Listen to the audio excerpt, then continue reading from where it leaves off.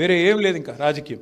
ఎలక్షన్లు రాగానే ఏదో ఒకటి చేసి మళ్ళా కోపం తెప్పియాలి, ప్రజల్లో ఒక రకమైన పోలరైజేషన్ తేవాలి, అవసరమైతే అక్షంతలు వంచాలి, లేకపోతే ఇంకోటి చేయాలి, మొత్తానికి ఓట్లు వేయించుకోవాలి, మళ్ళీ 5 ఏళ్ళు టైంపాస్ చేయాలి.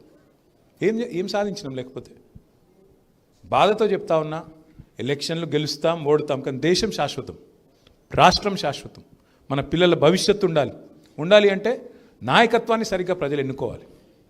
తప్పకుండా నాకైతే విశ్వాసం ఉంది, మళ్ళీ తెలంగాణ పట్టాలు ఎక్కుతుంది, టైం పడుతుంది, ఇంకో 2 ఏళ్ళు డెఫినెట్గా ఉన్నది ఇంకా టైం.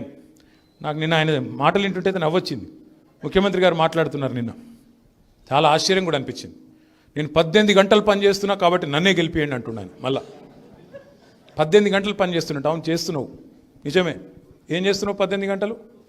కొండలు ఎట్లా కొల్లగొట్టాలి, మన తిరుపతి రెడ్డి గారికి కొత్తగా గిరిజనుల భూములు గుంజుకొని లగచర్లలో గుంజుకున్నట్టు ఎట్లా ఇవ్వాలి, అల్లుడికి ఆస్తులు ఎట్లా ఇవ్వాలి, అట్లాగే ఇంకొక ఆయన తమ్ముని పేరింది ఆ జగదీశ్వర్ రెడ్డి.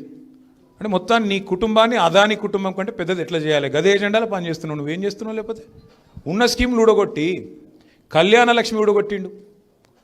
ఆయన మరిగా మనం కూడా ఆలోచించాలి, ఏం చేయాలి పార్టీగా. ఉన్న కళ్యాణ లక్ష్మి ఊడగొట్టిండు, రైతు బీమా ఊడగొట్టిండు, కేసీఆర్ కిట్లు ఊడగొట్టిండు. ఒకటి కాదు కదా, కొత్త ఏదో తెస్తాడనుకుంటే ఉన్న పథకాలు ఊడగొట్టిండు. ఇంత ఘోరమా?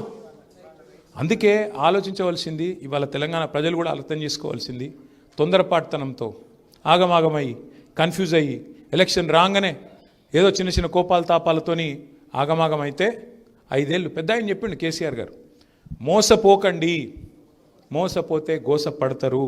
ఇలా యూరియా కోసం రైతులు కాళ్ళు పట్టుకుంటా ఉన్నారు.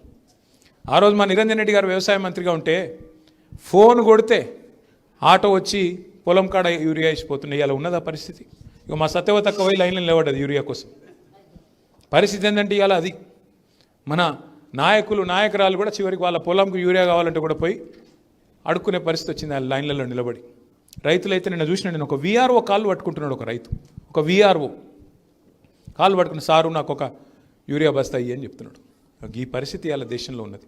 నా ప్రార్థన మీ అందరితో, దయచేసి దేశం బాగుపడాలి అనుకున్నప్పుడు ఆ పని మన ఇంట్లోంచే మొదలు కావాలి. మన ఇంట్లోనే, మన రాష్ట్రంలోనే, మన నగరంలోనే, మన పట్టణంలోనే, మన వార్డులోనే, మన గ్రామంలోనే పని మొదలు కావాలి. తప్పకుండా మళ్ళీ కేసీఆర్ లాంటి నాయకుడు ఉంటే నాకైతే విశ్వాసం ఉంది.